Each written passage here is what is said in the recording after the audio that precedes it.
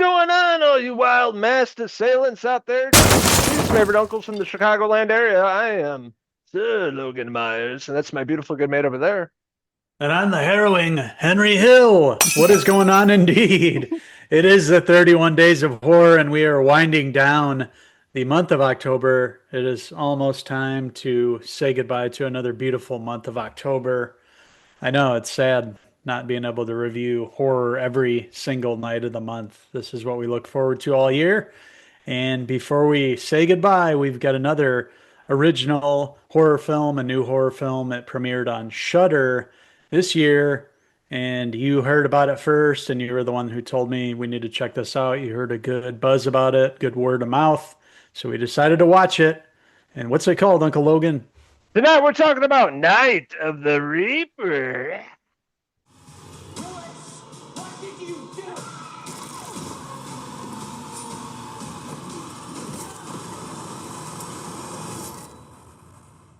That's right. You know that old Uncle Wild Ghoul here is all about the horror, and yeah, I've been seeing people talk about this in some horror movie groups that I'm in on social media. They've been really talking this movie up, and I take their word because most of the movies they enjoy, I do as well. So I've been really excited for this. Of course, Shudder's hit or miss for the most part, but basically horror all day long, every day, which I love about it. But this is basically an 80s slasher flick having to do with some babysitters. Yes, that sounds familiar. But this film, the first 10 minutes of it has to do with this babysitter Emily and her ultimate demise, having to do with this killer.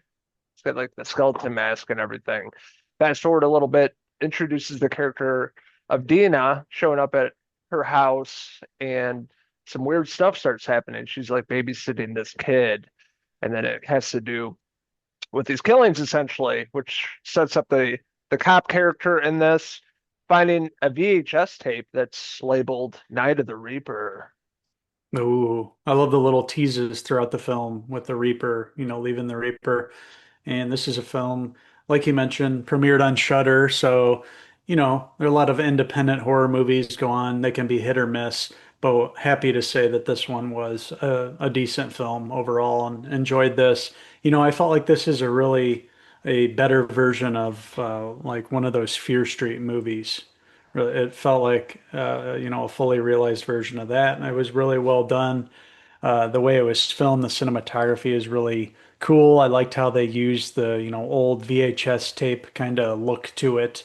That made it feel kind of retro. It didn't feel like it was, shot on an iPhone or anything. This felt like an old throwback to the old slasher films that, we grew up with in the 80s and 90s, and this was a nice nod to that, and one that featured a killer whose identity, kept me guessing into the end. I really had no idea what was going on, and they did a good job with the writing in this film to tie everything together and come to a head at the end. And it's one with an ending and a resolution to the plot that was surprising to me. And overall, I had a really good time with this movie. This is something that I'd recommend for everybody to stream on Shudder. It's right there for you. Give this one a shot. It's, written by Brandon Christensen as well as directed. So this is a filmmaker here who believed in his own, story and work here. And, it shows in this film. It's, you can tell that he really felt passionate about this project, and it showed in the quality of his work for sure. But yeah, really impressed with this movie. Night of the Reaper had a lot of great suspense, horror, and it kill scenes. Didn't know who the killer was. Kept me guessing, like you were saying, till the very end. Didn't see that coming. So also fantastic writing. I liked Ryan Robbins. He played the sheriff Rodney Arnold. That was, trying to figure this out with these, VHS tapes he's getting little short little glimpses of the Reaper himself and Mhm. babysitters getting killed and having to do with this character Deena, played by Jessica Clement, which I thought she was really great in this movie as well, alongside the little kid. Like I said, a lot of Yeah. great horror suspense to this movie, kept you guessing to the very end. Really impressed with the ensemble here. I think they did a great job. The backdrop of the 1980s, really impressive. Seeing Mhm. MTV on the TV back then, the wood Yeah. paneling, like it felt like you're transformed back to the 80s. They did a really great job with the set design, costume design, everything. Music was also amazing in this. Mhm. And I had a really great time with this. A perfect movie to watch during the Halloween season as we're coming up to Halloween here. check it out with your friends, family, whatever, and get scared. Because Night of the Reaper is definitely a movie you want to watch during the Halloween season, 31 Days of Horror. So that being said, I'm gonna give Night of the Reaper. I'm gonna give it a 3.5 out of 5. Sheriff Rodney Arnold hair pieces. You're right. The ensemble cast here and the main actress were really solid, as well as the sheriff, Ryan Robbins. I thought they all did a terrific job. They got a really good cast for this. Mixed together with the quality of the writing and directing by Brandon Christensen. And this is one to check out for sure. And, if they made a sequel of this, that would be something I'd be interested in. But I'm going to be watching for Brandon Christensen's next film. I'll tell you what, we'll see if he sticks in the horror genre. This one was really good and worth your time on Shudder. So with that being said, I am going to give Night of the Reaper. I'm going to give it a 3 out of 5 Sheriff Rodney hair pieces. So I want to hear from all you wild horror enthusiasts out there.